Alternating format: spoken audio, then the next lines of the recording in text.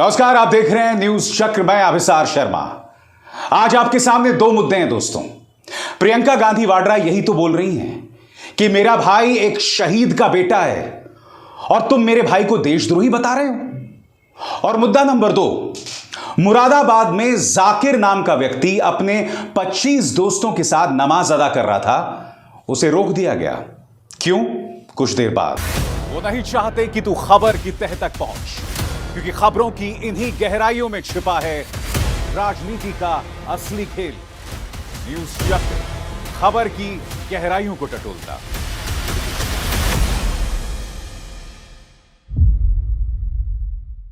मगर सबसे पहले दोस्तों, हम बात कर रहे हैं प्रियंका गांधी वाड्रा और राहुल गांधी की। हम आज आपके सामने मुद्दा रख रहे हैं कि क्या प्रियंका गांधी वाड्रा और राहुल गांधी की जोड़ी प्रधानमंत्री नरेंद्र मोदी को चुनौती दे पाएंगे। और जब हम प्रधानमंत्री नरेंद्र मोदी को चुनौती की बात करते हैं तो यहां सिर्फ एक अकेला नहीं है, क्योंकि प्रधानमंत्री ने संसद के अंदर कहा था ना, एक अकेला सब पर भारी। नहीं साहब, जब हम प्रधानमंत्री की बात करते हैं तो हम प्रधानमंत्री के साथ उनके तमाम मंत्रियों की बात करते हैं, अमित शाह की बात करते हैं, योगी आदित्यनाथ की बात करते हैं, हम तमाम एजेंसीज की बात करते हैं, हम ईडी की बात करते हैं, सीबीआई की बात करते हैं, इनकम टैक्स की बात करते हैं, एनआईए की बात करते हैं, हम उनके नफरती प्रचार तंत्र की बात करते हैं और हम उनकी गोदी मीडिया की बात करते हैं जो 24 घंटे प्रधानमंत्री नरेंद्र मोदी की जय जयकार करता है और विपक्ष को बदनाम करने की काम करता है। इसलिए प्रियंका गांधी वाड्रा और राहुल गांधी के सामने यह चुनौती है। और बापू की समाधि से प्रियंका गांधी वाड्रा ने एक भावात्मक अपील की। उन्होंने याद दिलाई उस दिन की जब राजीव गांधी की शव यात्रा निकल रही थी। उन्होंने बताया किस तरह से जिस गाड़ी के अंदर वो और उनके भाई बैठे हुए थे, राहुल ने उस गाड़ी को रोका और वो शव यात्रा के पीछे चलने लगे। किस तरह से उन्होंने इस मंजर को बयां किया, मैं चाहूंगा कि आप उनकी ये भावात्मक अपील, ये भाषण जरूर सुनते हैं। यहां पे बैठे हुए मेरे मन में एक पुरानी बात आई। 32 साल पुरानी बात है। मई 1991 की बात है। मेरे पिता की शव यात्रा 3 मूर्ति भवन से निकल रही थी।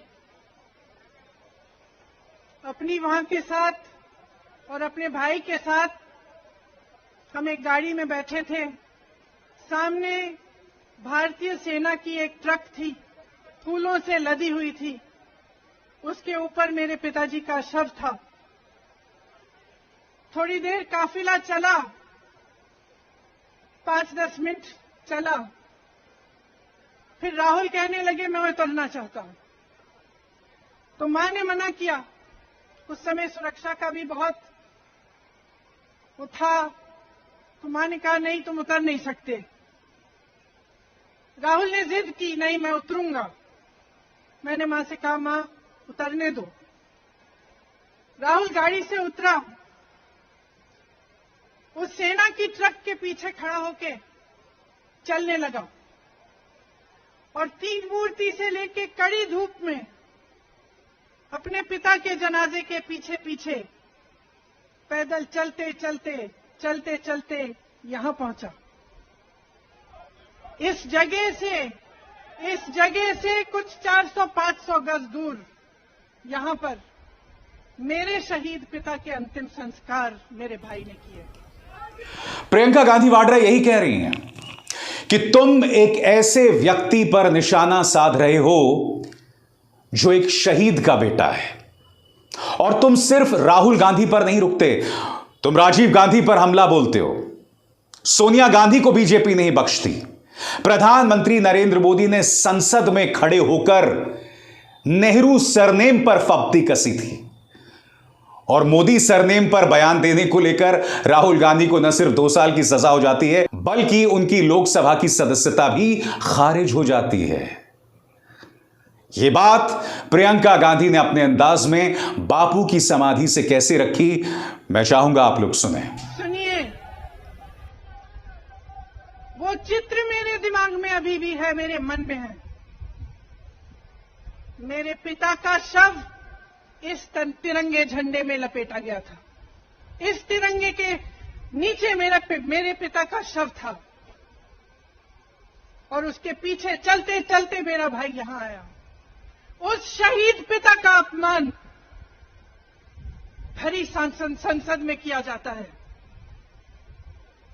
उस शहीद के बेटे को आप देशद्रोही कहते हैं, आप मीर जाफर कहते हैं, उसकी आप मां का अपमान करते हैं। आपके मंत्री मेरी मां का अपमान भरी संसद में करते हैं। आपके एक मुख्यमंत्री कहते हैं कि राहुल गांधी को पता भी नहीं है कि उनका पिता कौन है। आपके प्रधानमंत्री भरी संसद में खड़े होकर कहते हैं कि ये परिवार नेहरू नाम को इस्तेमाल क्यों नहीं करता।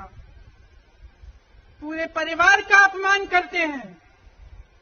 कश्मीरी पंडित समाज के रिवाज का अपमान करते हैं, जिसके तहत एक बेटा अपने बाप के मरने पर पगड़ी पहनता है, परिवार की परंपरा को आगे बढ़ाता है।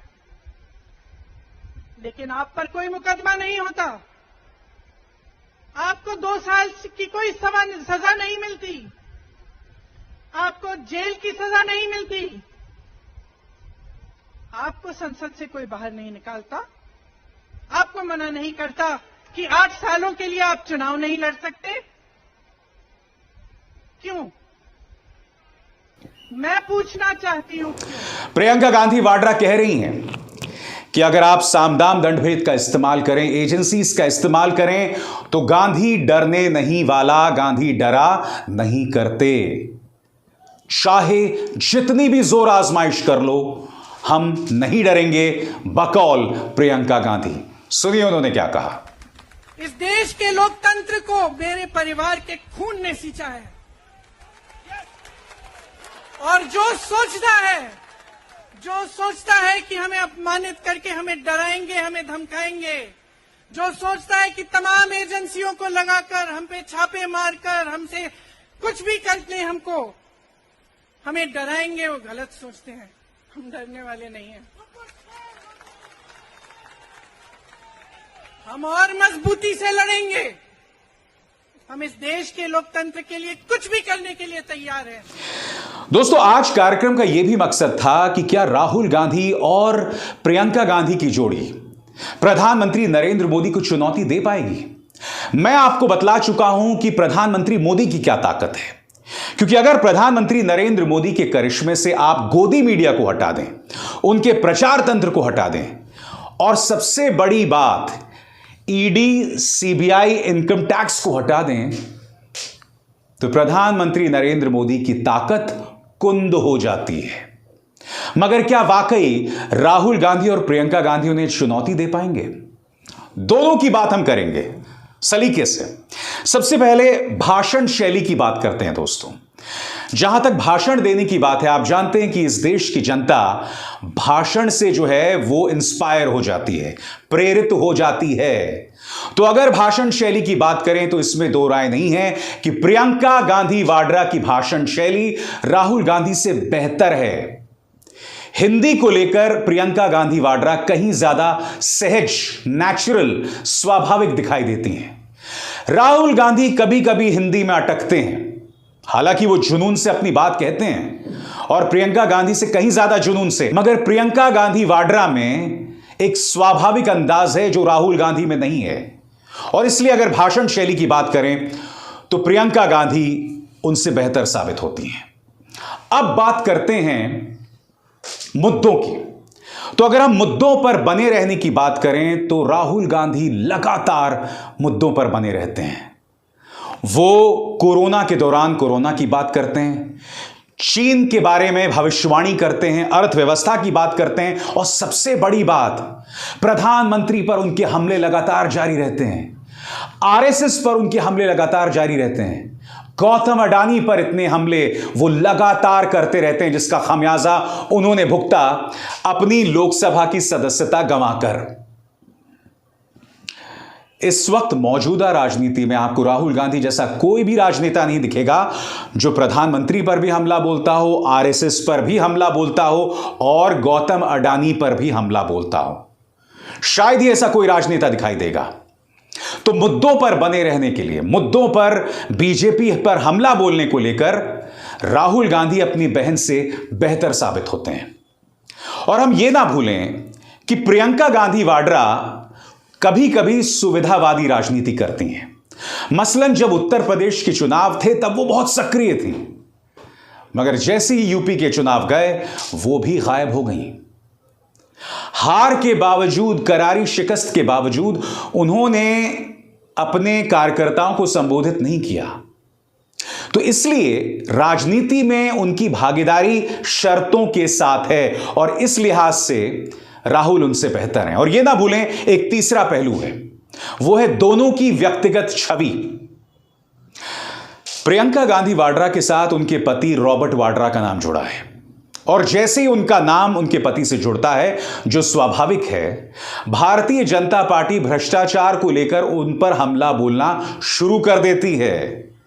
यह ना भूलें, 2014 के चुनावों से पहले बीजेपी ने बाकायदा दामाद नामा करके एक पूरी राजनीति की थी रॉबर्ट वाड्रा के कथित भ्रष्टाचार पर हमला बोल के। यह बात अलग है दोस्तों कि 9 साल से बीजेपी ने कुछ नहीं किया। भाई, अगर रॉबर्ट वाड्रा भ्रष्टाचारी थे तो कम से कम एक चार्जशीट तो तैयार करना था। इसका अर्थ क्या हुआ?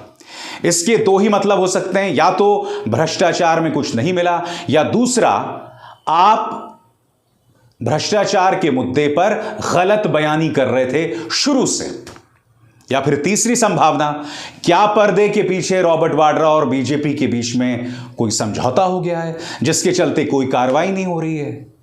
मगर रॉबर्ट वाड्रा का नाम ले लेकर अक्सर प्रियंका गांधी वाड्रा पर हमला किया जाता है, यह तय है। तो अगर हम दोनों की तुलना करें तो यह तुलनात्मक अध्ययन सामने आता है। तो इससे एक बात तय हो जाती है कि राहुल गांधी और प्रियंका गांधी वाड्रा एक दूसरे के पूरक हैं। यानी कि अगर ये साथ मिलकर मुकाबला करें तो बीजेपी का मुकाबला कर सकते हैं और फिर पूरी पार्टी उनके पीछे भी आ जाएगी। मगर यह मुकाबला इतना आसान नहीं है। कांग्रेस की ताकत उसके क्षेत्रीय नेता भी हैं, मसलन अशोक गहलोत, सचिन पायलट, भूपेश बघेल, इसी तरह से कमलनाथ, दिग्विजय सिंह। अगर उन्हें लगता है कि बगैर इन क्षेत्रीय नेताओं के, और ये ना भूलें कर्नाटक में सिद्धरमैया जो कि मुख्यमंत्री पद के दावेदार हैं, मल्लिकार्जुन खड़गे, अगर कांग्रेस मुकाबला करना चाहती है तो सिर्फ राहुल गांधी और प्रियंका गांधी के चेहरों पर यह मुकाबला नहीं हो सकता, उसे अपने क्षेत्रीय नेताओं की ताकत का इस्तेमाल करना पड़ेगा। यही नहीं, न्यूज चैनल्स में डिबेट करने वाले उसके जो प्रवक्ता हैं, चाहे सुप्रिया सुनेत हो, पवन खेरा हो या फिर जयराम रमेश हो, इन तमाम प्रवक्ताओं की ताकत और प्रियंका गांधी वाड्रा, राहुल गांधी का करिश्मा जब ये मिल जाएंगे तो वो बीजेपी से मुकाबले की स्थिति में रहेगी, वरना कुछ नहीं कहा जा सकता। और अब हम रुक करना चाहेंगे दोस्तों आज के दूसरे मुद्दे का, मगर इससे पहले मैं अपने तमाम दर्शकों को नवरात्रि की हार्दिक शुभकामनाएं देना चाहता हूं और जो मुसलमान हैं उन्हें रमजान की मुबारकबाद। और दूसरी खबर इसी से जुड़ी हुई है।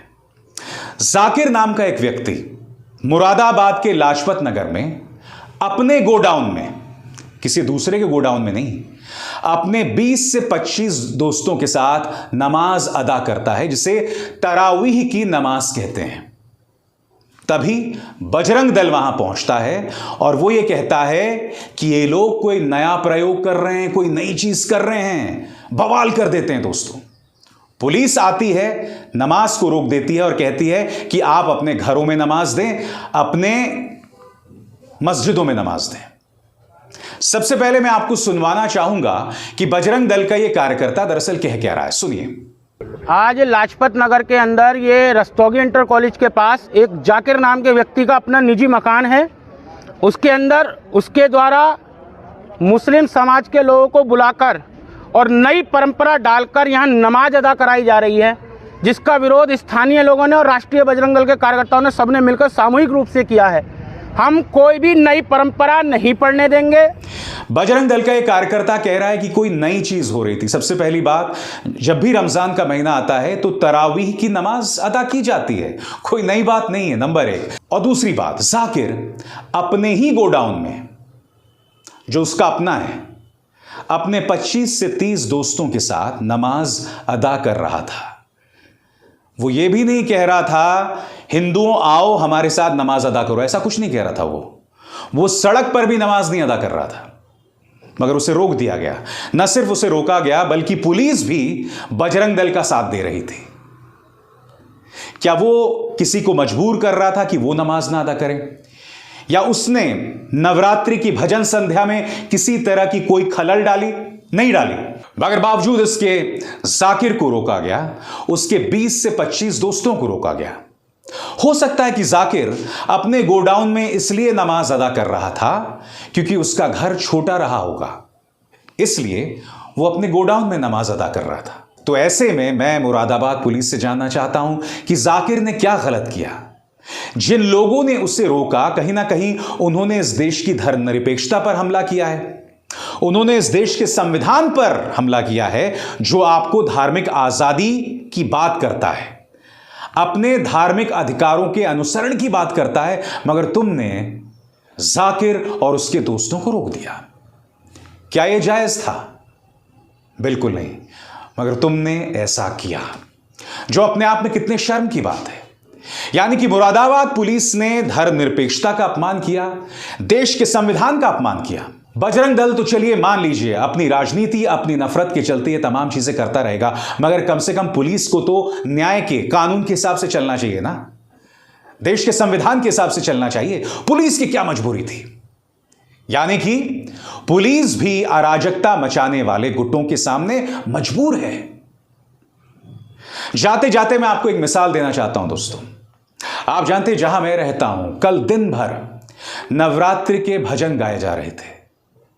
हमारे आसपास ऐसे कई बुजुर्ग हैं जिनकी तबीयत खराब है, किसी ने कोई आपत्ति दर्ज नहीं की। भजन लहरी भजन गाए जा रहे थे, कोई बात नहीं, नवरात्रि का पावन मौका है, भजन तो गाए ही जाएंगे ना।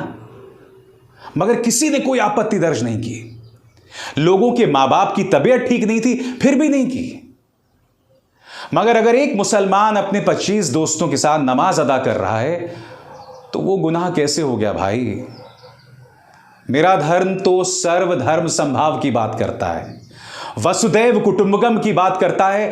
तुम ये बातें कैसे भूल गए? दोस्तों, मैं तो आपके सामने मुद्दे रखते रहूंगा क्योंकि मैं अपने धर्म का सम्मान करता हूं, मैं अपने धर्म के सही मायने समझता हूं और मैं दूसरों के धर्म का भी सम्मान करता हूं। मैं तो ये कहते रहूंगा और रुकने नहीं वाला हूं। आपको सोचना होगा कि इस नफरत के चलते आप अपना क्या हश्र कर रहे हैं।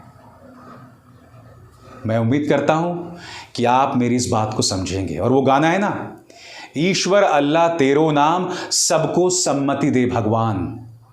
मैं उम्मीद करता हूं कि आप चाहे ईश्वर में विश्वास करते हो या अल्लाह में विश्वास करते हो, आपकी इस नफरत का इलाज हो। ईश्वर और अल्लाह आपको सम्मति दें, सद्बुद्धि दें। बात आई समझ में? नमस्कार।